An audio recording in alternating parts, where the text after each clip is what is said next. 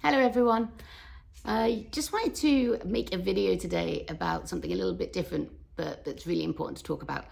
So far I've made loads of videos about the practical side of things that I've been doing to get ready. And the thing I haven't really spoke about is the emotional and mental side of getting ready. And today has been one of those really big landmark days for me in this journey of preparing to go and live on the road full time. So this morning I went into my old job, which is a job that I've been in that particular office for 3.5 years, and that I've worked in Victoria, different offices for 9.5 years since I first moved to Australia. It's a job that got me here in Australia, and one that I did for 7 years in the UK from the time I qualified right the way through until now. And that's just been as a social worker. So it's a career that I've been really proud of, and something I never thought that I'd be capable of achieving, to be completely honest with you. I was a average student at school, didn't get what the UK class is as a good pass, which is 5 A to C's in our GCSEs. So I just kind of missed out on that, although looking back, I think there was a miscarriage of justice there, but that's fine. It just wasn't something that people kind of worried about or did anything about back then. I just went on to college, and which is like an Australian TAFE, and did some more qualifications. But I kind of went into the workforce when I was 17 and decided that, education clearly wasn't for me. But in my early 20s, went back to university as a mature student and managed to get my degree in psychology and counselling, and then my master's in social work. And it's something that I am immensely proud of.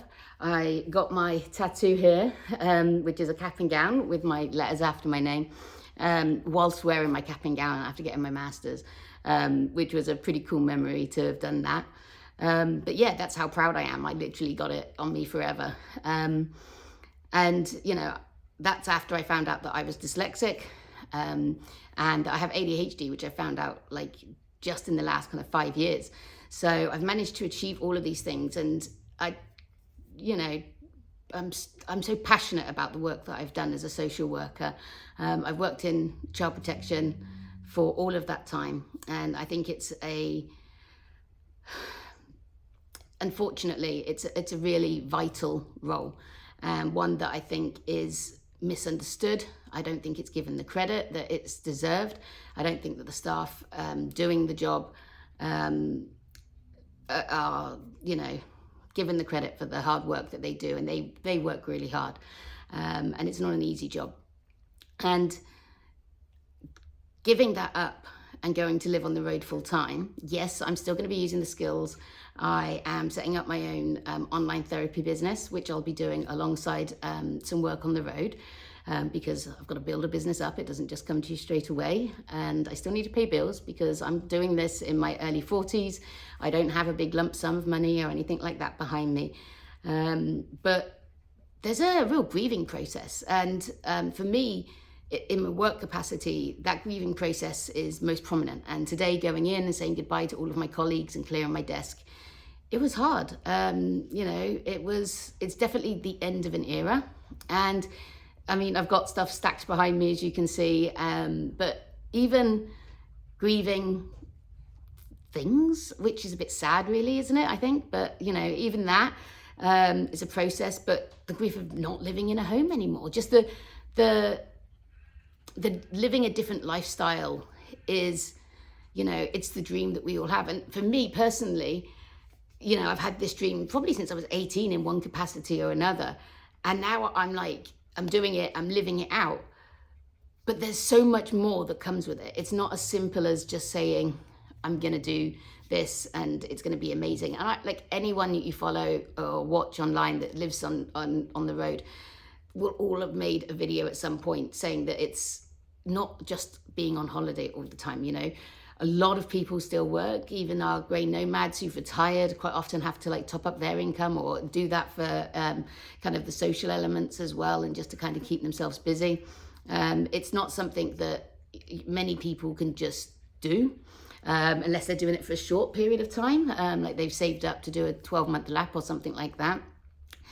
And I don't know exactly what this lifestyle is going to be like yet because I haven't started it. But as I've been going through the process of preparing, I'm realizing that it's going to be really different. Even yesterday, I was talking to my mum about kind of securing Scout at the property. See, I said a property, and well, it's technically property. A caravan is different to a property, you know, and I've been kind of, in some ways, normalizing it, I guess, and thinking of it as like my house and then a garden. But it's not. It's a camp pitch, and it's shared, and there's people around, and that's a good thing because, you know, we don't want to be completely isolated.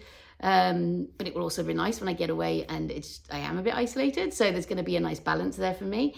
But yeah, it's just, I think it's going to be a really different way of thinking once I'm on the road that I can't really anticipate too much right now.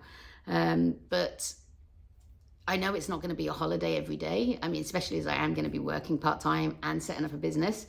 But I know it's also not going to be as stressful as the work that I've been doing for the last 16 years. But there's something nice as well about that 9 to 5-ish kind of role, and the familiarity of it. Knowing what's expected of you. And when you live a lifestyle that's outside of the expectations and the norms, yeah, I think there is going to be a bit of a grieving process that's kind of going on. And I just wanted to share that a little bit, as it is something that's present, I guess. And I think it's really important, you know, as a social worker and a mental health therapist as well, that we do talk about the kind of mental health and the mental well-being side of these things, and not just the practical sides, you know.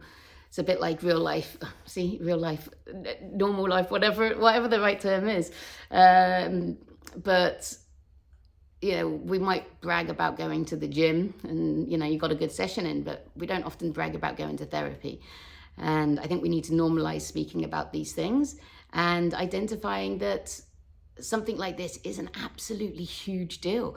And yeah, it's exciting. And I am full of anticipation and excitement and, you know, just, I can't wait to get started and find out what's going to happen. But at the same time, I'm a little bit nervous. The unknown is definitely there. I am going to have to learn a whole new routine and a new way of living. From simple things like washing up and how much water we use. You know, you've got to think about those things when we're living out. And, you know, those resources aren't as easily available. You're not plumbed into the mains potentially, and the electricity, you need to kind of make sure you turn off your lights and things like that. And it's stuff that we take for granted. But when you're living in a caravan or when you're living off grid, those are things that you really need to adjust. So, yeah, I just wanted to share a little bit about that and some of those thought processes that are going on. And so it's been a little bit different, but hopefully it gives you all something to kind of think about if you are considering going onto the road, or if you're just interested in it.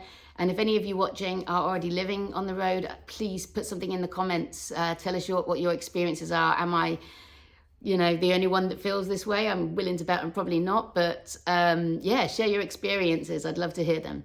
So thanks very much. Bye.